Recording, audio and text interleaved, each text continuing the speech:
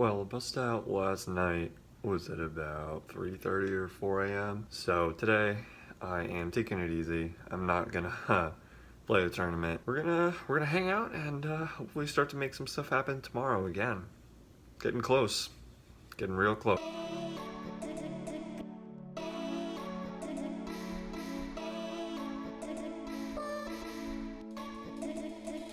Just wanted to come out here and see kind of what was going on. Beautiful today, bright, sunny. The water just looks great, so I wanted to get out a little closer.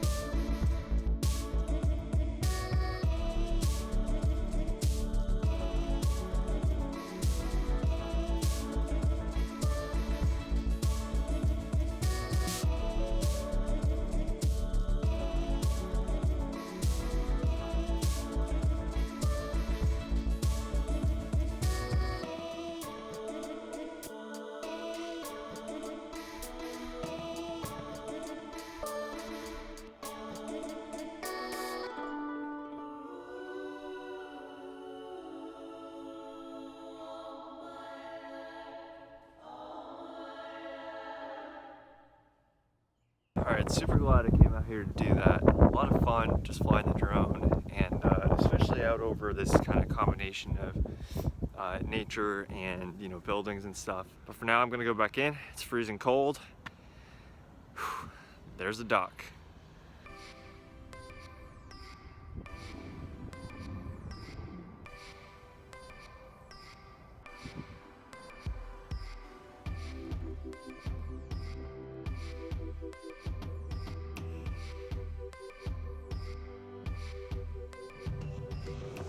Fresh off a day off. I'm feeling good. I'm pretty excited because today's the Monster Stack, and the Monster Stack is a good event. The greatest thing about the Monster Stack is actually not the starting stack, in my opinion, although it is pretty nice to start with 40K. Probably the nicest thing about the Monster Stack is that it's 40-minute levels, 40 minutes. So it may not seem like much more than 30, it's only 10 more, right? However, adding 1/3 to the amount of time is a big deal. It's a big deal. Each level is, you know, instead of maybe 15 hands, it's probably 20 hands a level. That's a big deal. So I'm pretty pumped. I feel really good coming off of not only a pretty reasonable cash for 1,600 in the deeper stack, the deep stack, which wasn't that deep, by the way, but also a day off where I basically didn't stress about poker. I didn't play poker, and overall, I'm just feeling great.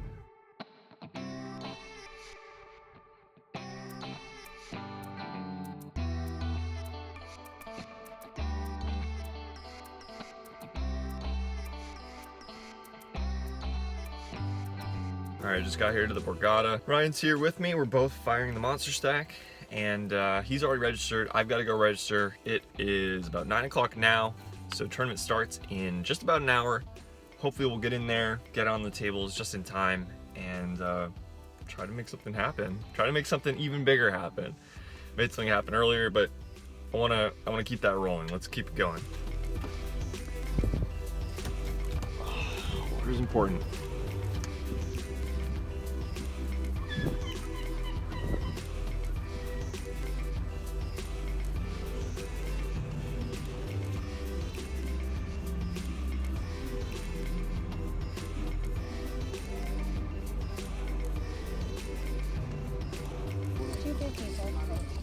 So same as with the last tournament, I got a little bit fed up taking notes on hand after hand, so I tried to keep it to just kind of the bare minimum and not get into it right away. That being said, this first hand that I took notes on is at the 150, 300 level with a 25 ante in the Monster Stack. Monster Stack is a pretty cool event. I believe it had 40-minute levels, and we started with a full 40K. So 40K is pretty cool. In this hand, I've got 65K, and I open with pocket eights in middle position to 1100. The button is kind of fed up with me. I rivered him in an earlier pot, and he calls saying, "You're not gonna river me this time." Now, when he says something like this and doesn't 3-bet, I do think I'm almost certainly ahead, like pretty much every time, but I'm not gonna say that, obviously. The flop comes down 10-5-4 two-tone. I decide to check. He bets 1,000, and I make the call. Definitely no reason to fold yet. The turn comes 8 of spades. I check. He bets 2K.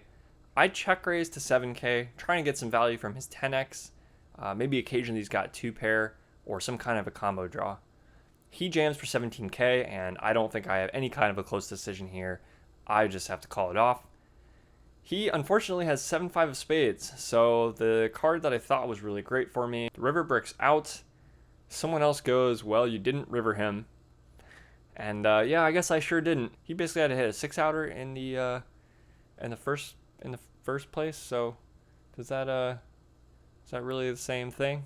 Anyway, he's gonna take this one down, and I'm knocked down quite a couple of pegs here. Very unfortunate spot, and was kind of a foreshadowing of things to come. In this hand, I opened the hijack with ace-6 suited to 1100. The big blind calls me go heads up to a flop of 8-8-5 with 1 spade and 2 diamonds. He checks. I throw out a c-bet of 1400, and he quickly makes the call. The turn is a 7 of spades, and this is definitely a card I'm going to be barreling. He checks. I throw out a bet of 4K, and he makes a call again. The river comes a deuce of diamonds, and I totally break out.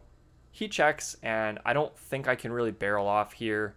The primary draw came in. There's not a whole lot of better hands he can have than me here that would have still called the turn and are gonna fold now. So I just give up. He's got jack 10 of diamonds for flop flush draw, turned a gut shot to go with it, and obviously it comes in on the river, so he's gonna take this one down. In this hand, we're at the 200-400 level with a 50 ante. Hijack opens to 1200, the cutoff calls. Both of them are pretty loose, and I'm on the button with ace deuce of clubs. I could call here, but I opt to 3-bet to 4200. Both of them end up calling, and the flop comes ace king 3. There's 2 clubs on board though, so I'm in a spot where pretty much no matter what, I'm gonna have enough equity to get the money in. There's over 13,000 in the pot now, and it checks to me. I've got about 22K behind, so I just jam. I think this is a little bit unorthodox, but it's pretty reasonable to do based on how draw heavy the board is.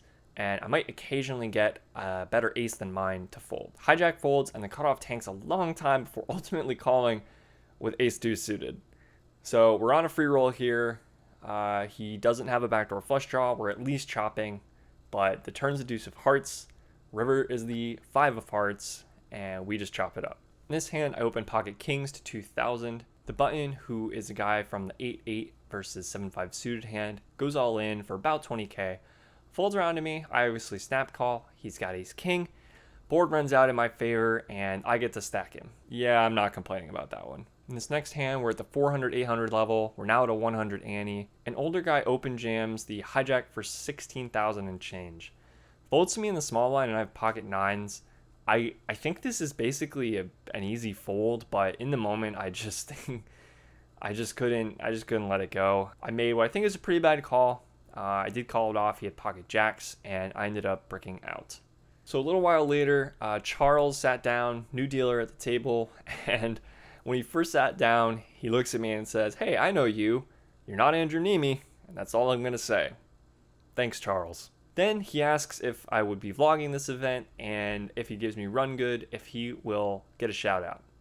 I said, yes, of course. All you gotta do is double me up, and we were off to the inevitable hand where I would bust out. There ended up being an open to 2 big blinds. I jammed 18 big blinds from the cutoff with, what do you know, pocket 9's. The big blind, who is a super tight player, ends up cold calling, covering me, and he has pocket jacks. Surprise, surprise. Board of bricks. I'm out of the tournament.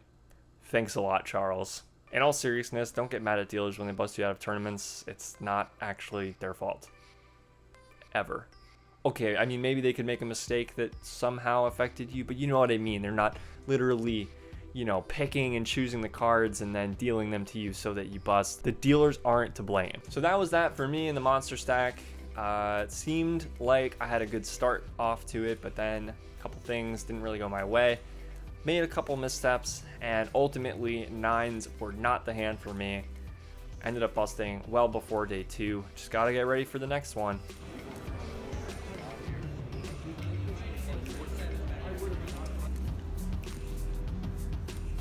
Yet another walk-up Shane. No cash this time.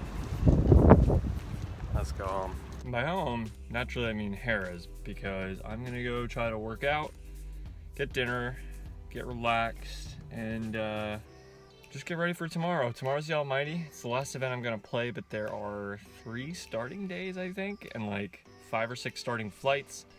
So I'm willing to fire quite a few at it, and I like to avoid the evening flights because those ones just have you up so late usually. So I'm gonna head back over to Harrah's now, hopefully get a little stuff done, get a good workout in, shake off some of this post-tournament, just the cobwebs, like the little things that just add up and get to you once you've busted just enough tournaments. So I'm gonna do that, and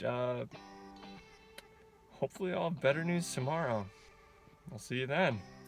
I was about to do a couple shout outs and forgot, and so now I'm gonna do them, and I have to add one. So Charles the dealer, then as I drove back to Harrah's, I'm here at Harrah's now, and guy walked up to the car next to me, got in, and then we made eye contact kind of, and it was one of those things where oh, maybe we just glanced up, but then I looked back and he was still looking at me. He rolled his window down and said he subscribes to my channel. So that was Brendan. Brendan, thanks for saying hi.